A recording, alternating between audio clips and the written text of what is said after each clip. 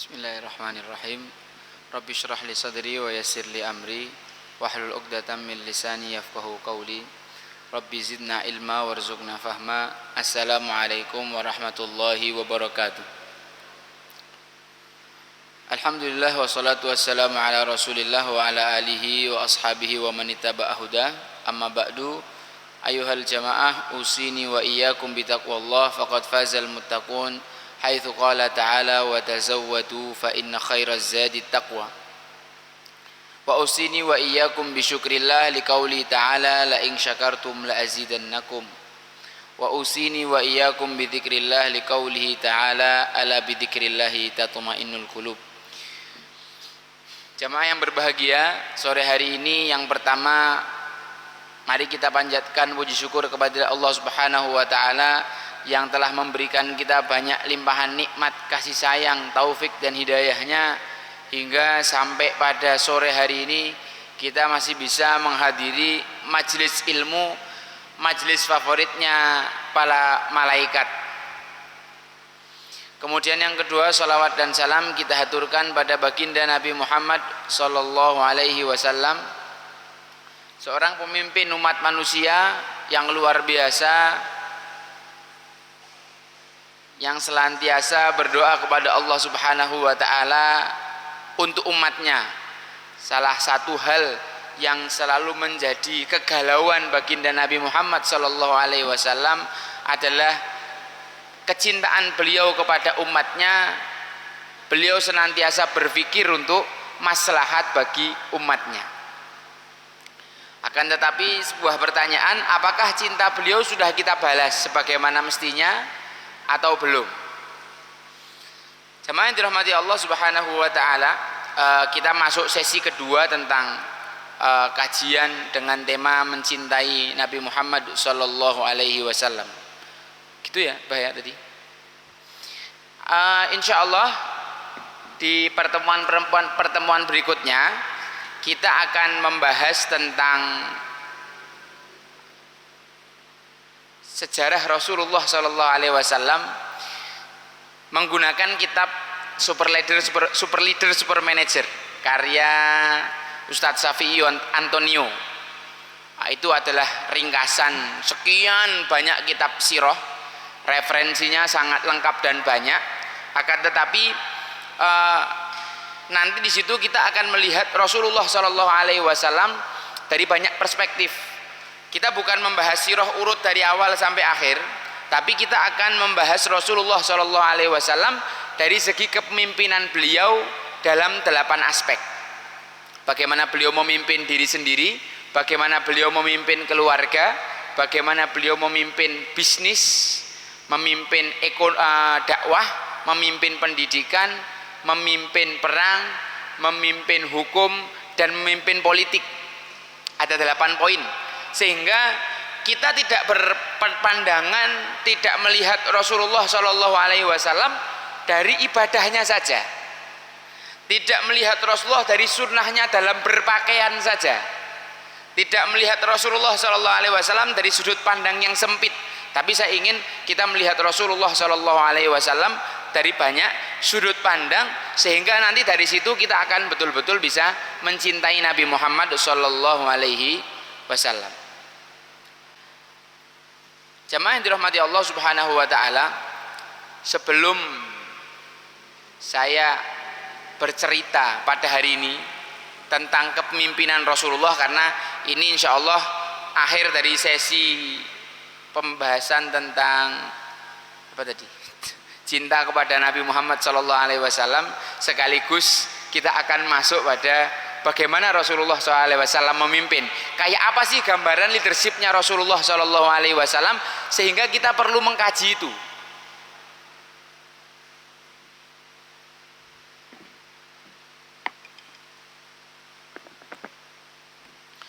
Bagaimana sih kita dapat melihat sisi kepemimpinan Rasulullah SAW, sehingga kita bisa merekonstruksinya pada diri kita sendiri. Sebelum masuk ke poin itu, saya ingin membagi sebuah cerita yang menarik. Dulu Islam itu adalah negara yang sangat maju. Puncak kemajuan dan peradaban Islam adalah pada masa dinasti Abbasiyah. Yang dinasti Abbasiyah itu ibu kotanya di Baghdad, Irak. Saking luar biasanya Baghdad, orang-orang Eropa itu kalau masuk ke Baghdad, mereka bingung sampai tidak bisa berkata-kata. Mereka membatin, ini saya masih di surga, saya masih di dunia, atau sudah ada di surga. Saking indahnya Baghdad. Kalau kita sekarang jalan di sini pakai aspal, jalan di Baghdad pada zaman itu pakai marmer. Bagaimana setiap desain bangunan itu terinspirasi dari desain-desain surga yang ditemukan oleh para arsiteknya dalam ayat-ayat Al-Quran. Bahkan di Baghdad waktu itu ada sebuah perpustakaan besar yang namanya Baitul Hikmah, yang setiap hari kemasukan 400.000 ulama, 400.000 ilmuwan. Kita bisa bayangkan betapa besarnya perpustakaan itu. Akan tetapi qadarullah, ketika orang muslim diuji dengan semua kemajuan dan kemewahan itu, maka ada kegagalan dalam mendidik kader atau generasi yang soleh, sampai akhirnya generasi yang datang berikutnya adalah generasi yang lemah, suka berfoya-foya, generasi yang mencintai dunia, yang berebutan pangkat dan jabatan, sampai akhirnya suatu hari Baghdad harus tumbang, ditaklukkan, terkubur selama-lamanya, tinggal nama dan sejarahnya saja, ditaklukkan oleh pasukan Mongol. Seorang pemimpin Mongol yang terkenal, kita tahu namanya Genghis Khan. Betapa kejamnya dia bergerak dari Mongolia sampai ke wilayah Islam. Satu persatu negeri kaum muslimin ditaklukkan. Akan tetapi yang menaklukkan Baghdad itu bukan Genghis Khan sendiri, tapi cucunya yang namanya Hulagu Khan. Yang namanya Hulagu Khan. Ada cerita menarik ketika negara Baghdad yang begitu indahnya dihancurkan oleh pasukan Mongol. Masjid-masjid diratakan semua, para wanita diperkosa, laki-laki dibunuh. Pembunuhannya sadis, disembelih. Kemudian perpustakaan Baitul Hikmah itu dibakar, abunya kemudian ditenggelamkan di sungai Tigris, Dajlah, dan itu membuat sungai itu jadi berwarna hitam karena saking banyaknya abu dari kitab-kitab yang ada di perpustakaan tersebut.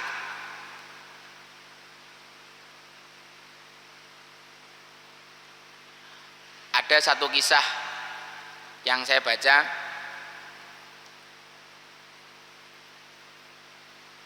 ahlan. Jadi ketika itu sebelum Mongolia itu menaklukkan Baghdad, mereka ngecek dulu generasi di Baghdad tuh kayak mana. Maka dikirimlah seorang intelijen untuk datang ke Baghdad, mencari tahu orang Islam di Baghdad itu kayak apa. Maka ketika intelnya ini datang ke Baghdad, dia menemukan anak kecil, usianya baru sekitar 10 atau 15 tahun, sedang menangis. Maka sama intelnya ditanya, kamu kenapa nak nangis? Kata anak itu, saya sedih paman, saya malu paman. Lah kenapa? Saya itu manah, 10 anak panah yang saya bawa, yang satu meleset paman, tidak kena angka 10. Saya malu nanti kalau saya di medan perang, seharusnya saya bisa membunuh 10 orang, meleset satu kan, jadi saya cuma bisa membunuh 9. Nanti kalau saya ditanya di hadapan Allah, gimana cara saya jawab? Itu anak kecil. Itu intelnya merinding, pulang, belum saatnya Baghdad kita serang. Masih kuat orang-orangnya, generasinya masih hebat. Berapa generasi berikutnya, datangkan lagi intelijen untuk mengetahui kayak gimana kondisi kaum muslimin di Baghdad. Maka ditemukan seorang anak muda ABG umur 17 tahun nangis. Tanya, kenapa kamu nangis? Saya habis diputus sama pacar saya. Wah ya udah, ini saatnya. Akhirnya kulakukan itu menghancurkan Baghdad. Dihancurkan sehabis-habisnya. Bahkan ada satu riwayat yang pernah saya dengar itu, saking bodohnya kaum muslimin ketika itu, beberapa orang dibariskan sama tentara Mongol. Kau baris, dah kamu geletak, aku lupa mbak peso, aku tak ngambil peso dulu, kamu di sini jangan kemana-mana. Oh iya siap. Mereka nunggu disembelih. Ini orang Mongol ngambil peso, terus mereka digorok satu persatu. Saking lemahnya kaum muslimin saat itu, saking jauhnya mereka dari Islam saat itu.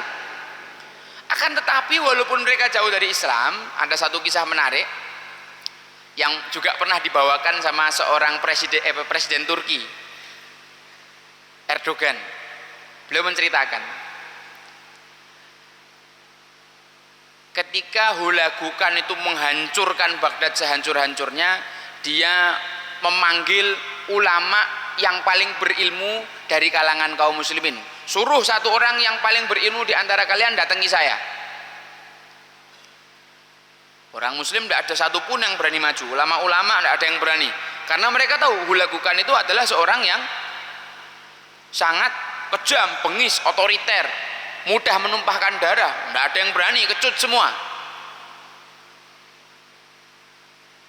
Maka tiba-tiba ada seorang ustadz muda, guru pesantren, bahkan jenggotnya pun belum keluar, baru sehelai dua helai kayak gitu, masih polosan, mendatangi Hulagukan, namanya Kadihan. Dia datang kepada Hulagukan sambil membawa 3 hewan, 1 unta, 2 kambing, yang ketiga ayam jantan. Ayamnya digendong, unta sama kambing taruh depan. Begitu menghadap, mana yang disuruh menghadap saya? Kamu. Mosok orang muslim tidak punya orang lain selain kau untuk menghadapiku? Mosok cuma dikirim anak muda kacangan kayak kau? Apa nggak ada yang lain? Orang muslim mosok nggak punya ulama lain selain kamu? Kata anak muda ini dengan tenang, kalau anda ingin menemui yang lebih besar daripada saya, di luar sana ada unta. Kalau anda ingin nyari yang jenggotnya lebih panjang dari saya, di luar saya mbak kambing. Kalau anda ingin yang suaranya lebih kencang daripada saya, nyoh ayam. Dari situ Hulagukan mikir, oh ini bukan orang biasa, ini memang masih muda tapi cerdas, berarti layak didengarkan omongannya. Oh ya udah, oke gitu, oke. Saya mau tanya aja, apa yang mau kau tanya? Apa yang membuat aku bisa bertahan di sini? Apa yang menyebabkan aku datang ke negerimu ini apa? Maka Kadihan menjawab, ketika kami cinta dunia, ketika kami mengejar pangkat dan jabatan, kami lupa bersyukur, kami jauh dari Allah Subhanahu wa taala, maka atas kesalahan kami sendiri itulah Allah datangkan kamu ke sini untuk mencabut kembali semua nikmat yang Allah berikan pada kami. Tadi keren ya, betapa luar biasanya Baghdad sebelum kedatangan Hulagukan. Dia surga dunia. Kalau sekarang mungkin kita jalan-jalan ke Eropa ngelihat bangunan bagus, kita gumun. Dulu orang Eropa tuh gumun sama orang Islam. Katanya Kadihan, yang mendatangkan kau ke sini adalah kesalahan kami sendiri. Ketika kami menjauhi Allah, kami tidak bersyukur atas nikmatnya, kami mengejar dunia, mengejar pangkat, mengejar harta, maka Allah datangkan kamu untuk kami, sehingga kau mengambil semua nikmat yang Allah sudah berikan pada kamu. Jawaban yang menarik, jawaban yang luar biasa. Terus pertanyaan kedua, apa yang menyebabkan aku tidak bisa bertahan di sini atau terusir dari sini? Maka jawabnya si Kadihan, kalau kami orang muslim kembali mengingat Allah, kembali bersyukur kepada Allah, kembali mempelajari ilmunya Allah, kami mulai mendekat kepada Allah, dan kami menghilangkan perselisihan di antara kami, maka saat itulah Anda tidak akan bertahan lama di negeri ini. Bahkan selain Anda, siapapun tidak akan ada yang bisa bertahan di negeri kaum muslimin. Itu pelajarannya. Apa yang menyebabkan kaum muslimin dizalimi di mana-mana? Bisa jadi karena kesalahan kita sendiri. Ingat ikhwah, setiap kesalahan kecil atau besar akan Allah balas. Maksiat kecil atau besar kita akan dapat hukumannya. Maka seandainya kita itu merasa didolimi oleh orang-orang yang dolim, ketahuilah itu karena kesalahan kita. Kita jauh dari Allah, kita jauh dari majelis ilmu, kita jauh dari bersyukur, kita tidak memanfaatkan rizki yang Allah berikan kepada kita untuk melakukan amal iqamatuddin, menegakkan Islam sehingga Islam itu terlihat indahnya sebagai agama yang rahmatan lil alamin. Karena kesalahan kita sendiri. Untuk mempermudah, saya ulangi lagi ayat Allah Subhanahu wa taala, "Faman ya'mal mithqala dzarratin khairan yarah wa may ya'mal mithqala dzarratin syarran yarah." Orang berbuat kebaikan sekecil apapun dapat pahala, orang berbuat dosa sekecil apapun juga dapat dosa, balasan. Pahala terkecil itu senyum. Dosa terkecil yang Allah sebutkan dalam Al-Quran itu merengut. Rasulullah SAW ketika didatangi Abdullah bin Umi Maktum di saat yang tidak tepat, karena beliau sedang mendakwahi para pembesar Quraisy, ini Allah sedang mengajarkan kepada Rasulullah tentang leadership. Allah sedang mengajarkan kepada Rasulullah tentang bagaimana mengelola umat. Rasulullah SAW sedang mendakwahi tokoh-tokoh Quraisy, Abu Sufyan, Abu Jahal. Rasulullah mengharapkan salah seorang di antara mereka mendapatkan hidayah. Datang seorang buta namanya Abdullah bin Umi Maktum pingin bertanya kepada Rasulullah tentang Islam. Di forum itu Rasulullah itu agak kesel, bukannya beliau tidak mau ngajari beliau Islam, akan tetapi ini situasinya kurang pas, aku lagi ndakwahi para tokoh. Maka Rasulullah SAW merengut dan berpaling, bermuka masam dan berpaling. Loh kan itu orang buta, toh Abdullah bin Umi Maktum juga nggak ngelihat Rasulullah merengut, tapi Allah menegur, menurunkan ayat dari langit ke-7, a'udzubillahi minasyaitonirrajim, ma'abasa wa tawalla anja'ahul a'ma, ketika datang kepadanya seorang yang buta. Wa ma yudrika, tahukah kau, la'allahu yazakka, dia itu ingin mensucikan dirinya. Wa amma man ja'aka yas'a wa huwa yakhsha fa anta anhu talaha, orang yang datang bersegera padahal dia itu di hatinya dipenuhi rasa takut kepada Allah, malah kau main-main Muhammad.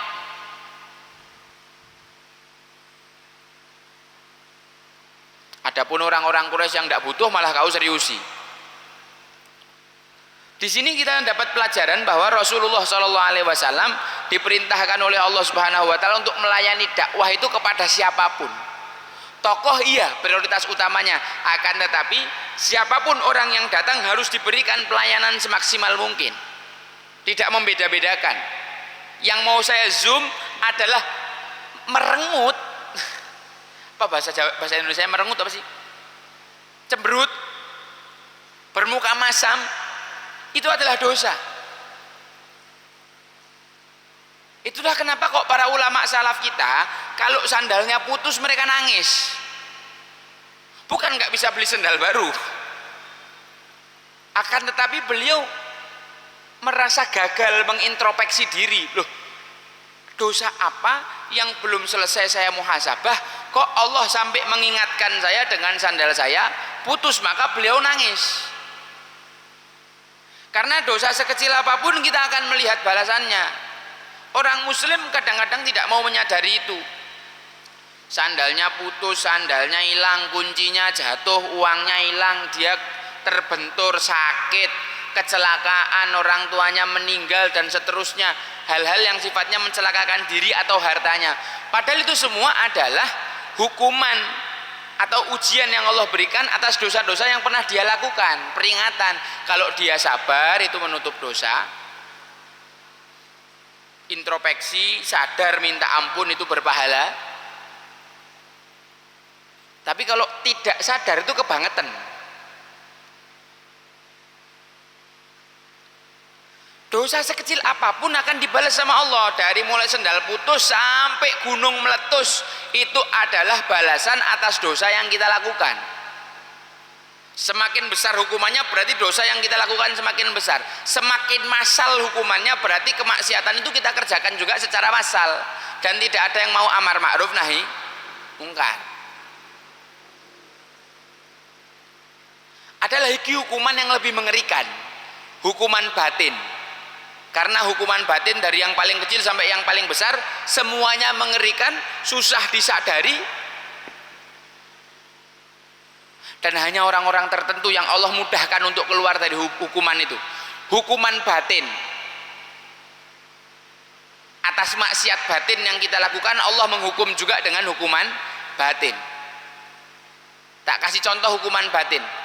Hukuman batin itu kita sholat tapi hati kita tidak merasakan apa-apa, ngaji lisan kita bergerak tapi hati kita tidak tersentuh, kita zikir, oh ikut majelis ilmu, menteleng nonton pelajaran dari ustadznya, tapi Allah Subhanahu Wa Taala tutup pemahaman dari dia. Bisa jadi itu karena dosa batin yang kita lakukan, maka hukuman batin pun Allah berikan untuk kita. Dosa batin itu kayak apa? Hasad, iri, dengki, sombong, suudon, ghil. Penyakit-penyakit batin. Dan penyakit-penyakit batin itulah yang menyebabkan setan bisa masuk ke dalam dada kita. Na'udzubillah min dzalik, sampai bisa masuk ke dalam hati kita, sampai bisa membongkar semua yang ada di dalam hati kita, memutar balikkan semua perabot yang ada di dalam hati kita. Itu karena dosa batin. Merasa lebih baik, merasa merasa yang paling, kami ini yang terbaik, yang lain-lain tuh banyak cacatnya. Kalau harokah itu tuh kurangnya begini, harokah itu tuh kurangnya begitu. Dia lupa, dia juga penuh cacat. Kenapa iblis diusir dari surga? Karena dia merasa lebih baik. Dia mengatakan ana khairum minhu, aku lebih baik dari dia. Perkataan ana khairum minhu, perasaan ana khairum minhu itu adalah penyakit batin yang harus kita singkirkan dari dalam diri kita. Mencintai dunia berlebihan sampai akhirnya terjadilah apa yang terjadi, seperti yang dialami kaum muslimin di zaman Baghdad itu. Kaum muslimin terlalu mencintai dunia, jauh dari Allah Subhanahu Wa Taala, tidak bersyukur, maka Allah kasih hukuman dohir dan batin sekaligus untuk menyadarkan kaum muslimin, kau udah terlalu jauh, dijewer sama Allah, diminta nikmat-nikmatnya lagi karena nggak disyukuri nikmatnya.